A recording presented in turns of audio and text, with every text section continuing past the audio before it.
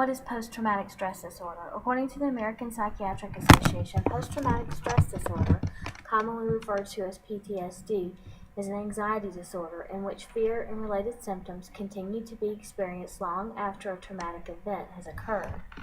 These symptoms can include, but are not limited to, flashbacks or intrusive memories. People may live in a state of fear or always be on red alert. Commonly, people tend to avoid things that remind them of the traumatic event. Resulting consequences of PTSD on society are seen across a broad spectrum. People who exhibit symptoms of PTSD can have difficulties occurring in the workplace. These people can have difficulties maintaining relationships with family members and friends. Of course, healthcare is a concern for those who have PTSD, and subsequently doctors' offices, hospitals, and all healthcare providers are affected by this issue. In conclusion, who of us in society is truly affected by PTSD? That is each and every one of us, all parts of society. In reality, anyone can get PTSD, anyone who has been through a traumatic event or witnessed a violent act. For example, survivors of natural disasters, rape, or sexual assault or abuse, military veterans, or anyone who has witnessed a catastrophic event, such as car accidents. There are other factors that contribute to PTSD like history of the trauma, life stressors, personality, coping skills, genetics, and brain structure. PTSD has a lifetime prevalence of 7 to 12%. From ages 18 to 29, there's 6.3% lifetime prevalence. From ages 30 to 44, there's an 8.2% lifetime prevalence. From ages 45 to 59, there is a 9.2% lifetime prevalence. And from ages 60 on, there's a 2.5% lifetime prevalence. Men report having experienced more traumatic events in their lives, but women have a higher prevalence of PTSD.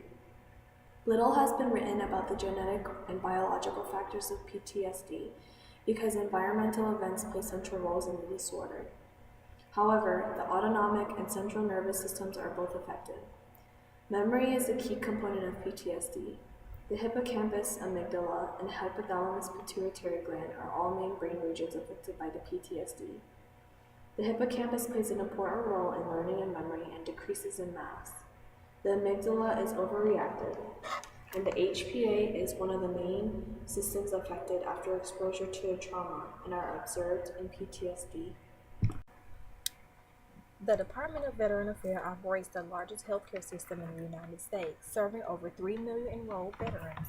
Among its mandates is that family consultations, family education, or family psychoeducation. Family members often express high levels of interest in education and support, including a desire for education about the illness, coping tools, help with family relationships, and reassurance that they are not alone. Veterans also desire their support from their families. Found that 86% of veterans living with PTSD describe their PTSD as a source of family stress, and almost 80% wanted greater family involvement in their care. Post-traumatic stress disorder can affect anyone. There is not a certain personality that is more likely to be affected by PTSD. However, anyone that has had traumatic exposure for an extended amount of time, has a family history of psychological disorders, is an immigrant, a veteran, or has been exposed to natural disasters, is a survivor of sexual assault, or has been exposed to physical trauma is much more susceptible to the disorder. Research states that when comparing Caucasians and Hispanics in a similar traumatic event, people of Hispanic descent are more sensitive to PTSD.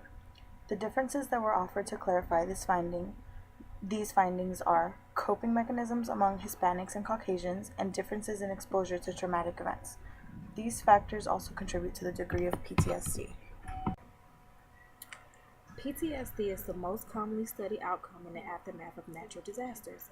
Family factors that might moderate the relationship between trauma exposure and PTSD may be the level of conflict within the family. A natural disaster victim whose atmosphere consists of arguments and conflicts is an indication of lack of family support. The conflicts and arguments within the family who's experienced natural disaster is because of excessive burdens and responsibility in many areas of today's life.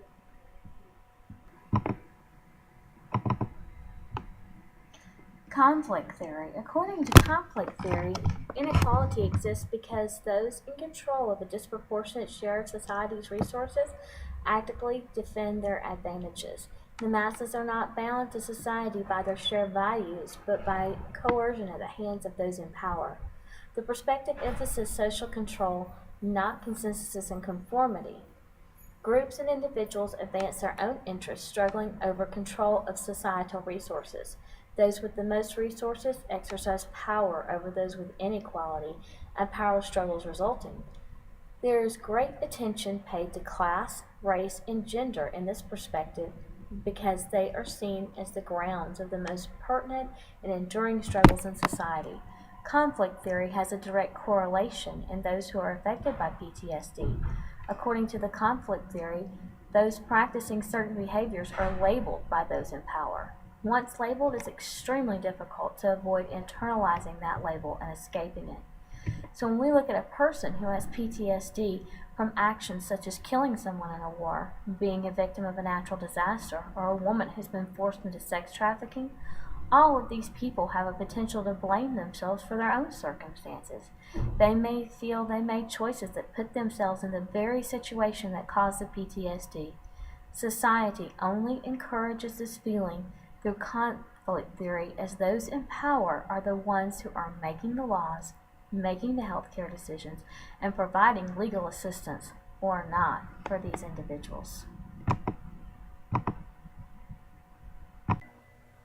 The likelihood of developing PTSD is related to pre-trauma susceptibility, the biopsychosocial, magnitude of the stressful event, preparedness for the event, and the quality of care after the event.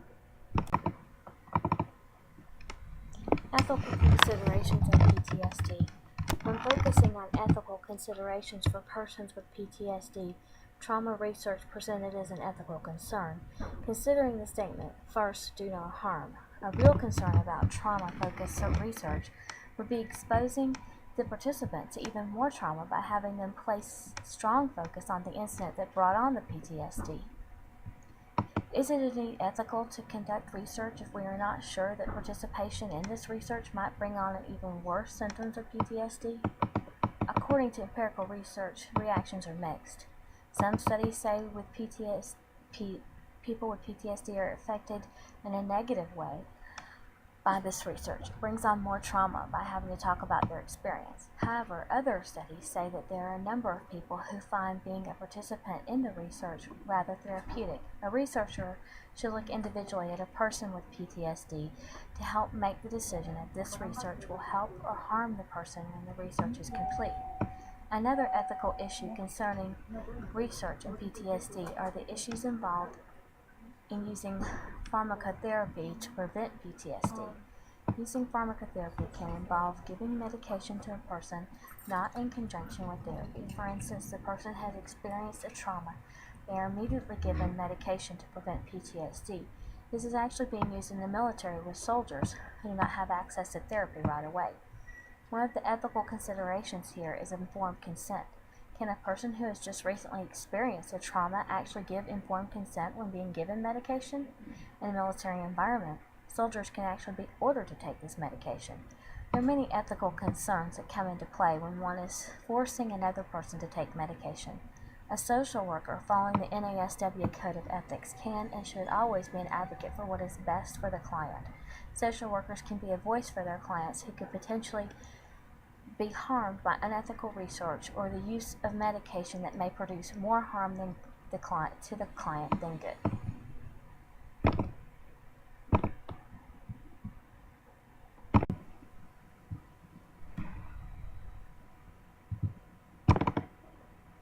In conclusion of our presentation, we would like to provide you with our call to action.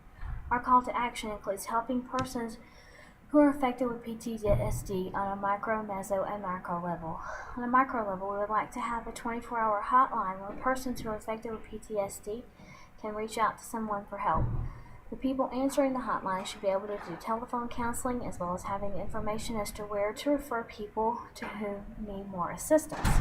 On a meso level, we'd like to have a community center open to people who are affected by PTSD. center will be staffed by a licensed social worker as well as community volunteers.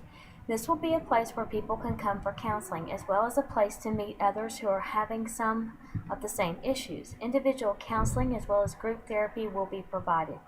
We would also like to hold workshops for people in the community who would like to learn more about the issues of PTSD. CEUs can be earned by attending these workshops. On a macro level, we'd like to see